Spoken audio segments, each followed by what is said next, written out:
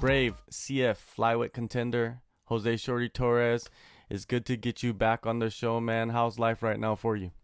I'm glad to be back. It's been crazy. My last fight was later April, and it's for me being at 28 years old now enter my prime.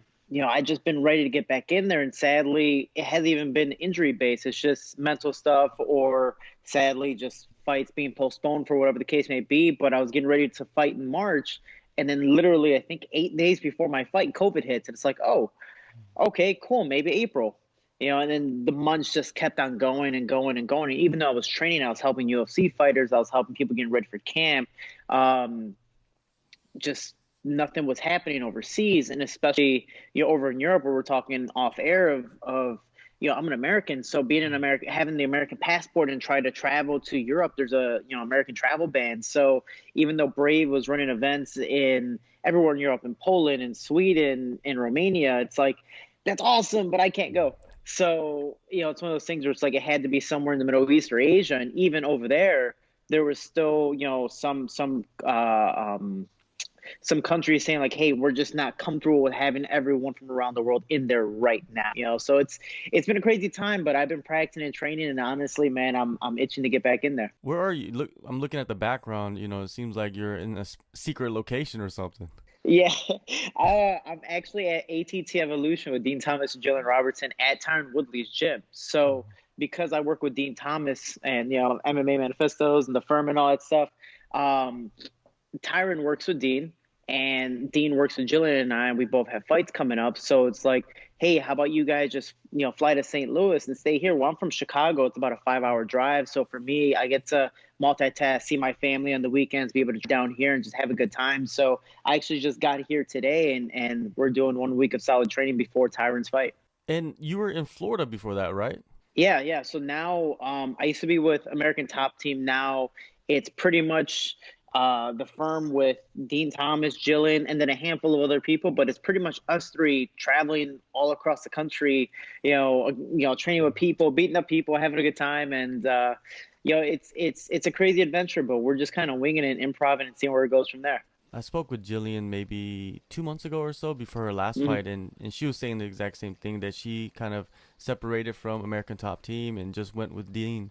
And it has been great for her just developing and having all that focus on her, because she didn't have that before. Is that similar to what your situation is right now? Yeah, well, the crazy thing is, and I'm a little more open than she is. We got kicked out. Like Oh, we damn. American Top Team was just like, hey, with COVID, they don't want us training with anybody else, and I get it, but select few were able to do it, and we weren't. And Dean at the time parted ways, and we asked, responsibly, like, hey, is it okay if we still train with Dean Thomas, while representing American Top Team? They're like, yeah, yeah, you're more than welcome to. And I let them know after I went back home during COVID, I was like, hey, I'm gonna come back, but I'm also going to split my time with Dean Thomas, just like we talked about. They're like, you know what? How about you just stay with Dean? And I was like, dude, I just finished helping Barboza first fight, and all these fighters getting ready for their events. That's all I've been doing is people, and they're like, we like you and everything's great, but we think it's probably better if you just stay with Dean. It's like, okay. So, Jillian and I ended up just staying with Dean. Jillian lives in that neighborhood, or she's from the same neighborhood as Dean, and I'm now staying at Dean's house. So whether he likes me or not, I'm there. So, it's been really cool, man, because American Top Team's a phenomenal gym. They have so many amazing bodies. But at 20 years old, I've been at Jackson Link. I've been at American Top Team, trained a lot of Dwayne Ludwig's, Rufus Sport, all these crazy, ginormous gyms everyone talks about. And no, I'm tough. I've gone with some of the best, and I've trained with some of the best in the world. The problem is I've never had someone to really focus on me.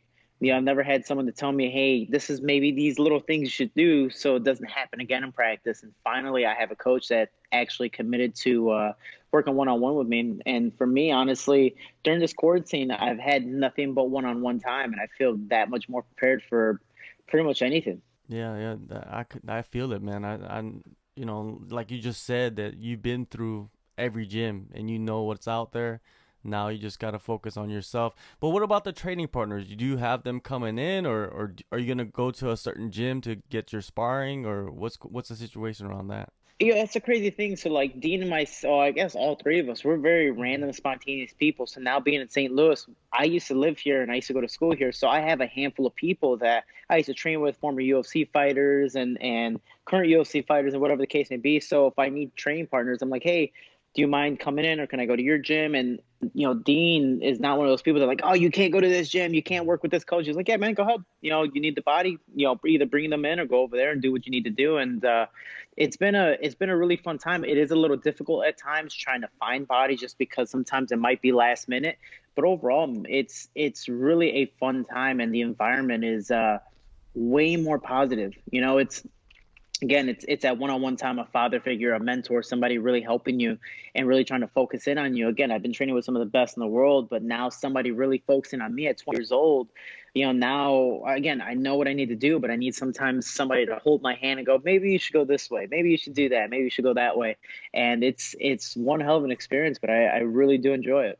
Now, when you look back at your brave stint, you've only had one fight. It was almost a year and Mhm. a half ago. It's been a long road, just to say, to get Yeah. back into competition. You went through the passing of your father, the pandemic hit, a Mhm. lot of adversity, man. How did you push through all of that? Because, like you said, it wasn't physical, it was the mental part. Yeah, man, it's crazy because now learning and even though I'm still very, very young into my MMA career at 20 years old, I probably maybe hopefully still have 10 more years. I started the sport because of my father. I started my foundation because of my father. I started a lot of things because of my dad. So it was a lot of mental stuff that when he passed, I didn't know how to grieve. My dad was a gang member. I was born in a trap house. It's just a crazy time to where when something like that happens, it's like he was the guy I really went to talk to. But then I don't really have someone that I vibed with like that anymore. It was just like, I have to do things by myself now. And then now, talking to my brother more, my mother, hanging out with my family, and really trying to reassess my life in so many different angles. It's trying to use that grieving process as motivation.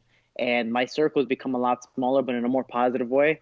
And it's a crazy time, man. It makes you appreciate life and just people and your moments so much more because you could be stuck in the mud, but time's going to keep on going by. It doesn't matter. Time always beats everybody, so you have to try your best to keep up. And for me, motivation wise, is finding those little things to stay positive.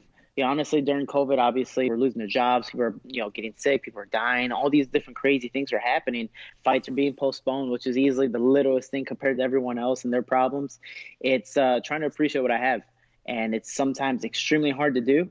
But it's one of those things. I got 2.5 weeks up until my fight. I'm just excited to show the world what I've been training for, and especially during this time since my last fight, about a year and a half now almost. It's like I started the sport because of my father. Because it's gone doesn't mean I should stop. It's maybe a little bit more motivation to show him and to show the world what he really thought I could do, with my life. And so far I'm doing it. So it's like I need to think positive and stay positive. With this tournament coming up, do you feel like it's like something you could dedicate to your father? You know what I mean? Winning this whole thing.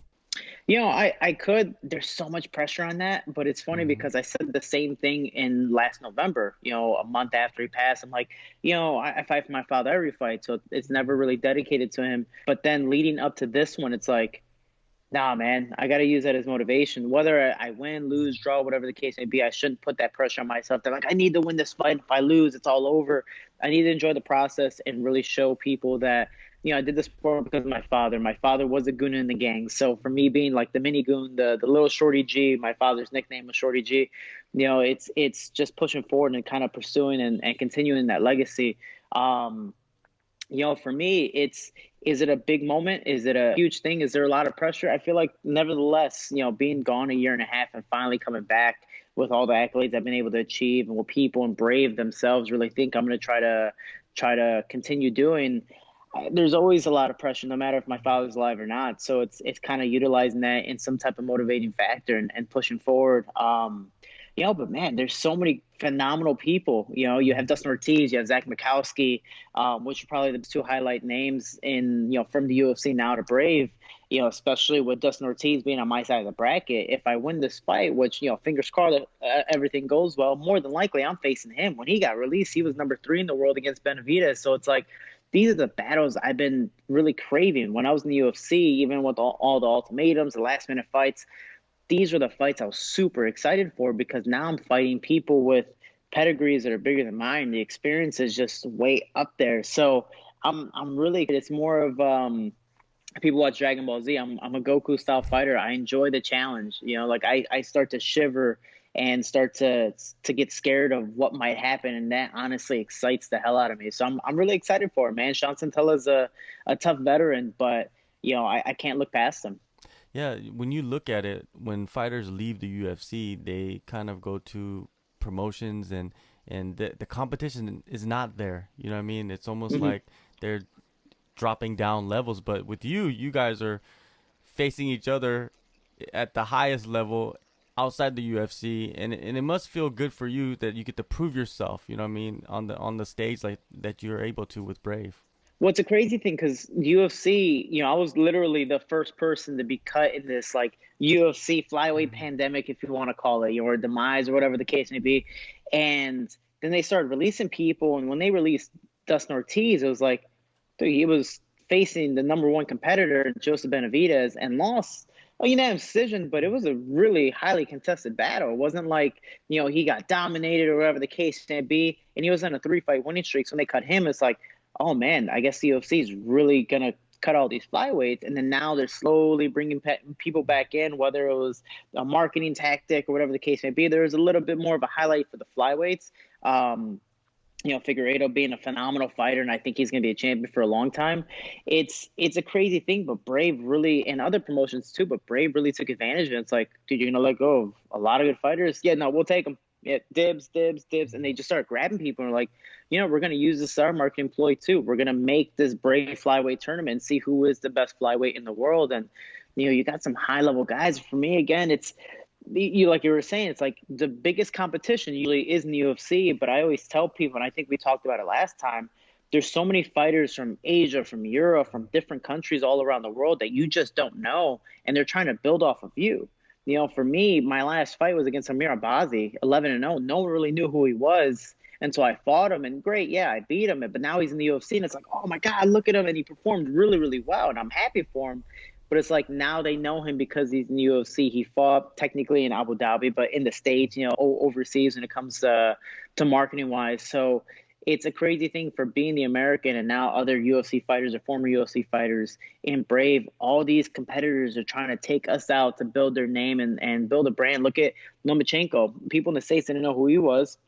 Look what he's been able to do. Triple G, Manny Pacquiao is probably the biggest example of no one knowing who he is, last minute fights, and then bam, you know. So for people who don't know much about Brave and their fighters, man, these guys are trying to make a name for themselves, and they're all really trying to make it off the American fighters, which is myself. So it's a scary, scary thing. If I'm not prepared, it's going to be one long day for me. All right. Well, speaking of the tournament, man, first round you got Sean Santella.